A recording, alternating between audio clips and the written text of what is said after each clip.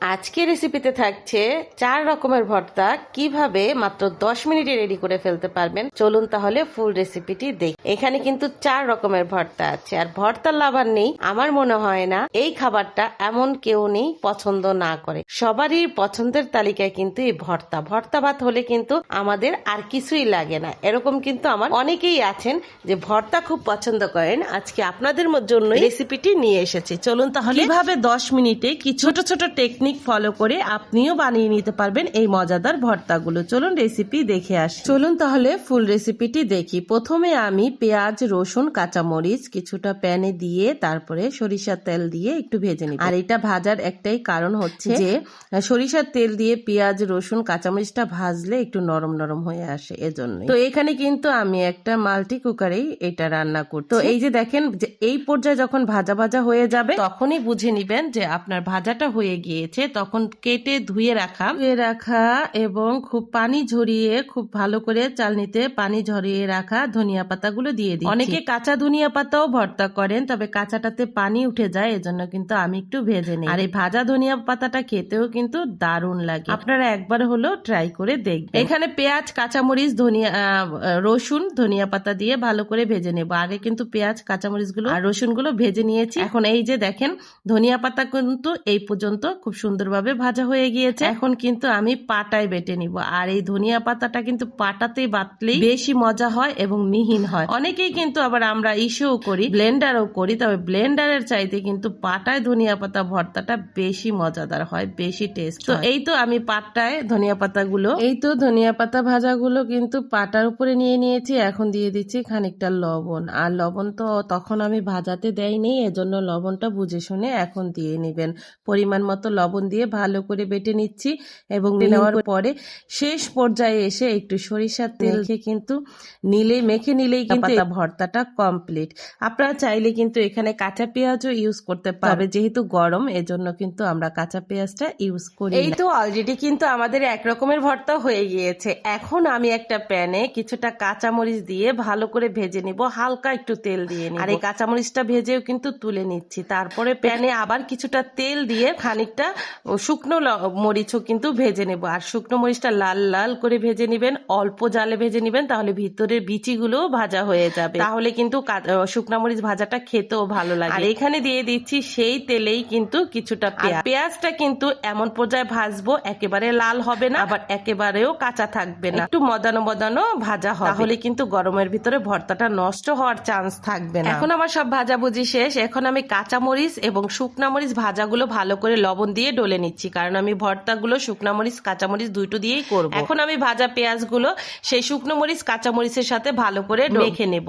আর এটা আমি সব ভর্তার জন্য একসাথেই করে নিয়েছি। এখন আমি কিছুটা এই ভর্তা পেঁয়াজ ডলাটা, মানে শুকনা মরিচ, কাঁচামরিচ, পেঁয়াজের যেই ডলাটা, এটার ভিতরে দিয়ে দিয়েছি অনেকটাই। আমি কিছুটা ডাল শুধু প্রেসার কুকারে একটা সিজ দিয়ে নিয়ে সেদ্ধ করে নিয়েছিলাম, সেটাই এখন ভর্তা করে নিচ্ছি। এখানে কিছুটা কাঁচা পেঁয়াজও দিয়ে দিই, কারণ কাঁচা পেঁয়াজেরও কিন্তু ডালের ভর্তাটা খুব ভালো লাগে। আর এখানে স্বাদ অনুযায়ী লবণ দিয়ে দিলাম। এখন ভালো করে মেখে নেব। মেখে নেওয়ার পরে কিন্তু এখন দিয়ে দিব সরিষার তেল। ভর্তা অসম্পূর্ণ সরিষার তেল ছাড়া, তাই না? এখন সরিষার তেলগুলো দিয়ে ভালো করে মিক্স করে নিব এবং লাস্টে দিয়ে দিব কিছুটা একেবারে ধনিয়া পাতা, তাজা ধনিয়া পাতা। ধনিয়া পাতাটা এভাবে দিলেও ভালো লাগে। আপনারা চাইলে কিন্তু পেঁয়াজ এবং মরিচের সাথে ডলে নিতে পারবেন। আমি কিন্তু বেশিরভাগই পেঁয়াজ এবং মরিচের সাথে ডলে নিই, তাহলে আমার কাছে বেশি ভালো লাগে। তো এই তো এখন আবার ডাল ভর্তাটাও কিন্তু হয়ে গেল। এখন আবার কিছু পেঁয়াজ এবং শুকনা মরিচ, কাঁচামরিচ ডলা কিছুটা ভর্তা নিয়ে নিলাম এবং আলুগুলো ঢেলে দিলাম। এখন করে নেব আলু ভর্তা। আর আলু ভর্তা না হলে তো সব মনেই হয় না কোনো ভর্তা খেয়েছি। এখানে খুব মজা করে আলু ভর্তা গুলো বানানো হচ্ছে। ভালো করে ডলে নিয়ে এখন দিয়ে দিলাম কাঁচা ধনিয়া পাতা। কাঁচা ধনিয়া পাতা দেওয়ার পরে এখন দিয়ে দিব সরিষার তেল। মোস্ট মোস্ট মোস্ট ইম্পর্টেন্ট যেটা হচ্ছে সরিষার তেল। সরিষার তেলটা দেওয়ার পরে কিন্তু এখন ভালো করে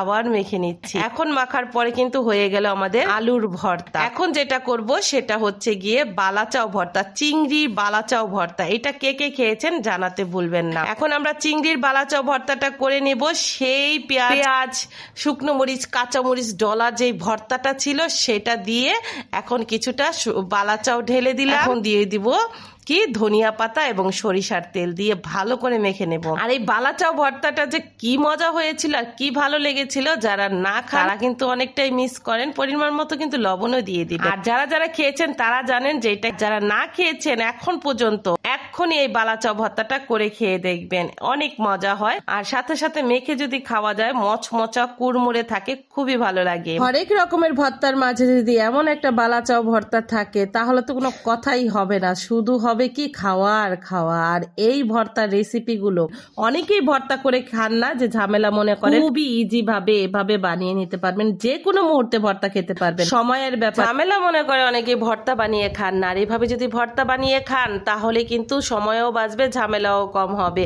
একেবারে দেখেন 4 রকমের ভর্তা হয়ে গেল ইজিতে মাত্র 10 মিনিটে। আজকের ভিডিওটি আপনাদের কাছে কেমন লেগেছে?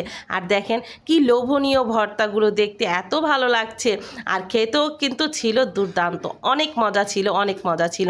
এরকম 4 রকমের ভর্তা হলে প্লেটে আর কোনো তরকারি লাগে? কিচ্ছু লাগে না। তো ঝামেলা না মনে করে মাত্র 10 মিনিটেই এভাবে ভর্তা বানিয়ে খেয়ে দেখুন, ভর্তার লাভার হয়ে যাবেন। আর ভর্তার লাভার নেই আমার মনে হয় না এমন মানুষও নেই। যারা ভর্তা পছন্দ করে তাদের জন্য আজকে একটা সহজ রেসিপিতে আপনাদেরকে 10 মিনিটের কিভাবে ভর্তা বানিয়ে খাবেন সেই রেসিপিটি শেয়ার করে দিলাম। কেমন লোভনীয় লাগছে তাই না?